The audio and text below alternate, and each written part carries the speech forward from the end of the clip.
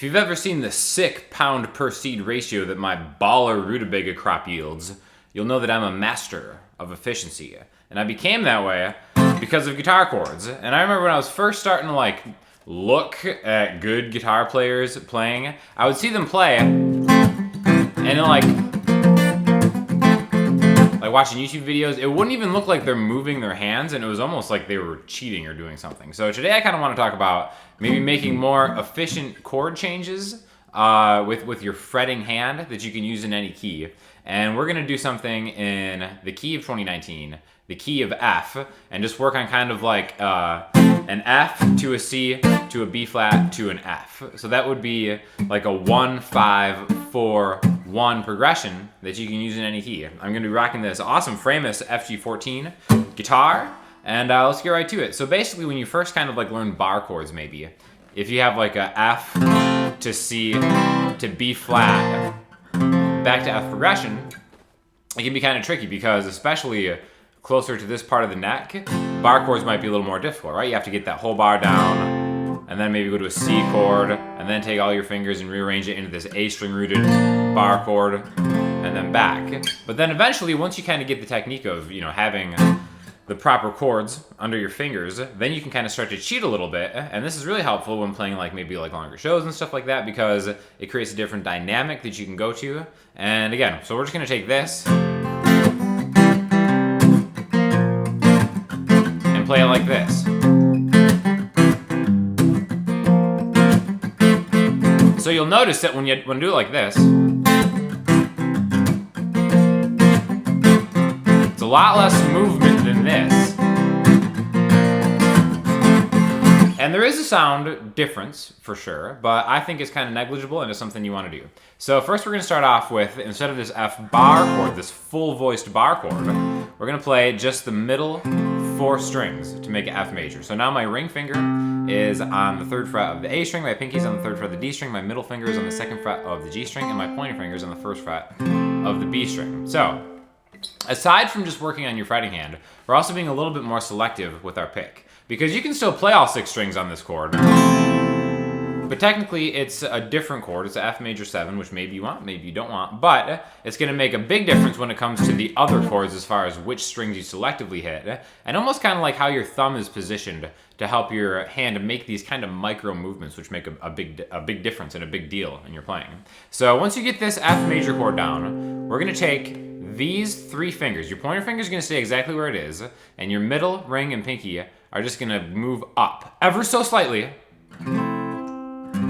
Just like the small, just a very small difference totally changes the chord. Just like a small amount of water changes the rutabaga crop for the coming harvest. Right? So it's almost like instead of lifting my fingers off and coming up, it's a very small movement. And if you can kind of see from the side here, it's almost like I just kind of roll those fingers up into the next string. So that's why, if you're not watching the fingers, if you watch my actual kind of wrist, there's more of a movement with the wrist actually rolling up into the next strings to get that C major chord, which again, so now instead of F major, this is a C major chord where my ring finger is on the 3rd fret of the E string, my pinky's on the 3rd fret of the A string, and my middle finger is on the 3rd fret, or the 2nd fret of the D string, just by kind of rolling it up.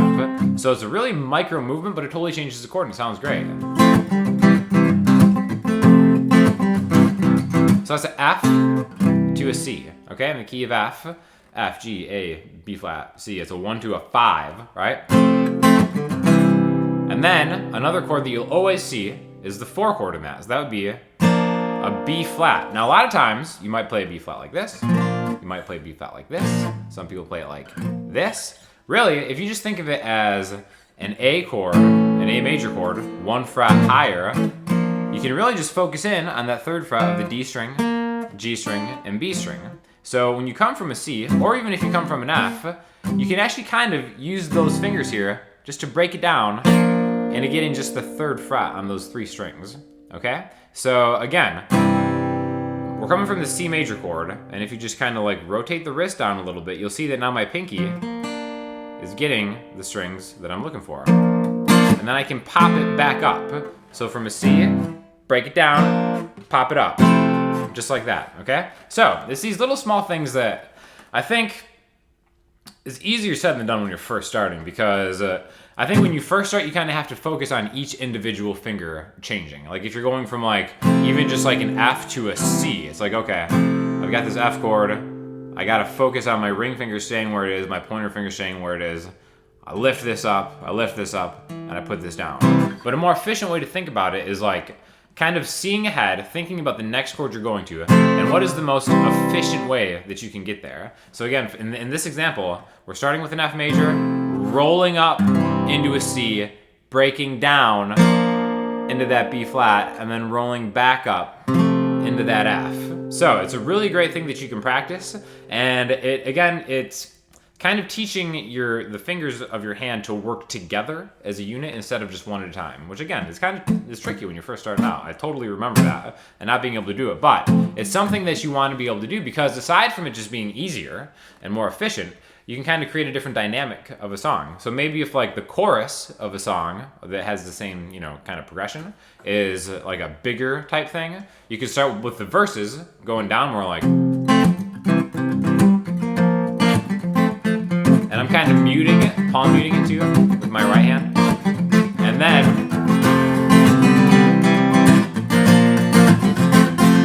then you have a little bit of a ceiling that you can still hit by adding some of the other strings into it.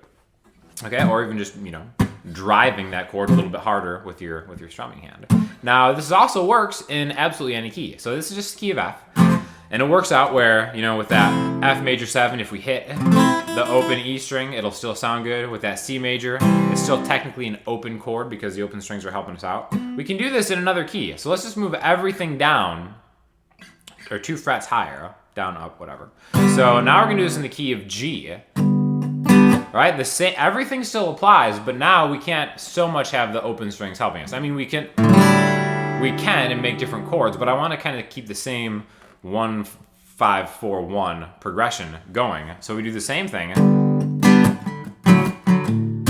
Now when I do this, when I go from this G and I pop this up to make this D major chord, now I don't want that open string to ring out. So by keeping my hand kind of compact like that, I can lay down certain fingers. Like when I do this, my middle finger is actually touching the G string. So when I move up, I'm still just getting the essence of that D major without getting a D major with a G. Again, sometimes in certain keys, that's gonna sound really good. But to make this a movable exercise, it's good to kind of keep a compact form with your hand. And then when you break it down again, G, D, C, G, which is, again, G, D, C, G is super common. G, D. It's just a different flavor for maybe something that's even easier. So, again, just the point of it is just to kind of think about being more efficient with your changes. And eventually, that kind of efficiency will just blend its way into all of your playing, whether it's, kind of keeping your fingers closer to the fretboard to do like more lead type stuff, even if it's just keeping your fingers closer to find different ways to play chords that are all open, like easier chords. It's just really kind of taking the time to be thoughtful about what you're doing and then making stuff easier on your hand, which again is going to lead to more prolonged playing and just having an awesome, sick baller time on guitar. So hopefully you kind of got some tips from that. Definitely let me know in the comment section if you have any questions or whatever. Hit me up on Instagram, Twitter, the website. And again, special shout out to Framus for providing this awesome FG14 guitar. If you're interested, I'm going to put a link in the description. Very reasonably priced, and I'll probably do a demo on this coming up soon. So thanks for watching, and I'll talk to you guys soon.